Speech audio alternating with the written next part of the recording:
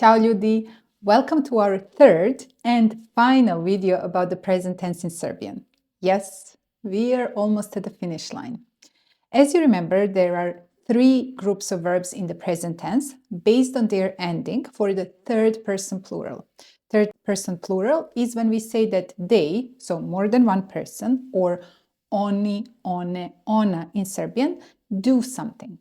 For all the other pronouns, endings are exactly the same throughout present tense. So the ending for oni, one, ona is the only variable that makes a difference. And that's how we grouped the verbs and structured our videos. So in part one, we covered the verbs ending in u, so spavati, oni, spavaju. In second part, we covered the verbs ending in e, trčati, oni trče. And now it's time to move on to the final part of this series and find out what the ending is for the third person plural for this group of verbs. Let's start by listening to a short story about a typical commute experience in Toronto, a city where I live. Svako jutro ljudi putuju na posao metrom. U metrou sretnu ljude iz celog sveta i često čuju nove jezike i reči koje ne razumeju. Da li ste znali da se u Torontu govori preko 160 jezika, a srpski jezik je u top 50 jezika koji ljudi govore? Na putu do posla ljudi piju kafu, doručkuju, šalju poruke na telefonu. Vozovi obično stižu na vreme, ali kada kasne ljudi postanu nervozni, a neki čak i viču. Okay, so see the highlighted verbs? These are all from the third group of verbs that we are going to talk about in this video. As you can see, they all have the same ending, the ending u. Putuju, sretnu, piju, šalju, and so on. This seems straightforward, right? Well, I must burst your bubble, but this group of verbs can be quite tricky. This group has the most verbs, and a lot of them are irregular. However, the good news is that there are still some patterns you can learn to make this easier. So let's start with the first pattern. These are the verbs that have OVA or IVA in the middle. Putovati, or for example, posećivati. When you see that in the middle of the verb, you can turn these three letters into uj when you conjugate them in the present tense. So let me show you. Kupovati, we say on, ona, kupuje, oni, kupuju. Ove godine kupuju pravo božićno drvo. You see how ova in kupovati became uj in kupuju. Or posećivati. On, ona posećuje, oni posećuju. Ove godine posećuju prijatelje u Hrvatskoj. Here, iva in posećivati became uj in posećuju. Next, we have irregular verbs that involve sound alternations.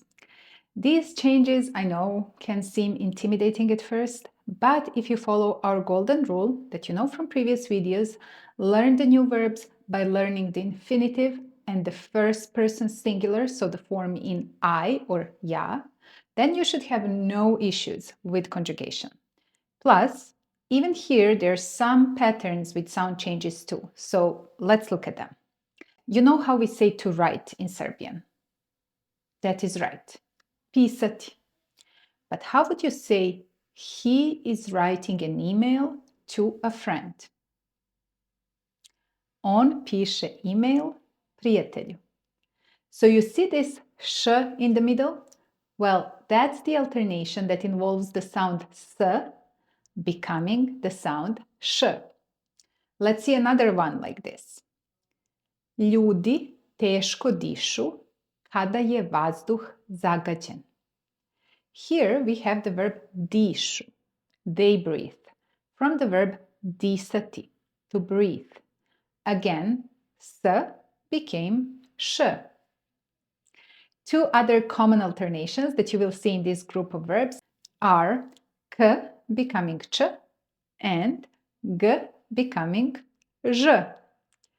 Deca plaču kada su gladna. Plakati, to cry, becomes plaču, they cry. Ne verujte im ništa. Lažu vas. Lagati, to lie, becomes lažu, they lie. While present tense is one of the most basic tenses, it's important to master it as much as possible. Unfortunately, the Serbian language can be very tricky, exactly like this in this third group of the present tense. So that's why in our intermediate course, we cover the topics that go over many irregularities that cause trouble to learners who already have a pretty solid base. Of course, we do it through lots of examples and exercises in the context of everyday life, so you can understand it more naturally without learning long lists or memorizing grammar tables. Besides 33 video lessons that are the core part of our intermediate course, the course also has 11 podcast lessons, 22 PDF lessons, interactive exercises, and 110 flashcards with keywords and phrases. And once you sign up for the course, we also meet once a month in a free conversation lesson to practice speaking.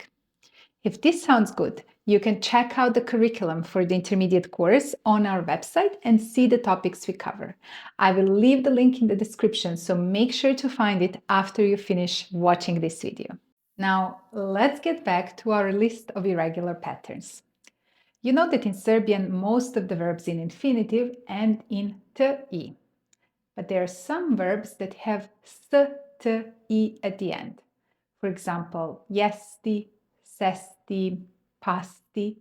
So let's look at what happens to some of those verbs in the present tense. Ne jedem gluten. You see how jesti became jedem. Ne volim kad mi drugi ljudi sednu na mesto. Sesti became sednu. Pazi da deca ne padnu sa ljuljaške. So pasti became padnu.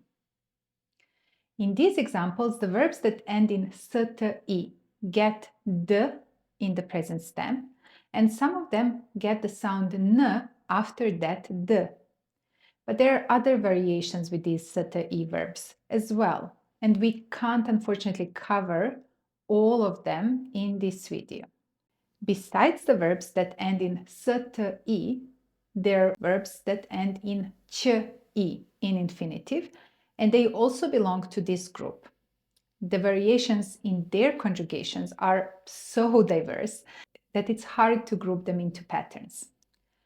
A lot of these verbs are verbs of motion. And after you're done with this video, you should check out the video we did on the verbs of motion in the present tense. I will leave the link here. This will help you master this group of irregular, but very common and very useful verbs. Now, let's do a few exercises with these ći verbs together.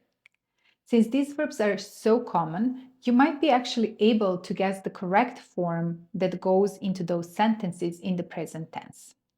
So the way the exercise will work is I will give you sentences and infinitives, and you need to add the verbs in the correct form in the present tense. So let's first start with the verb ići. Sutra mi na slavu kod kumova. Sutra mi idemo na slavu kod kumova. Peći, moja baka, najbolje kolače. Moja baka peče najbolje kolače. Pomoći, volimo da životinjama.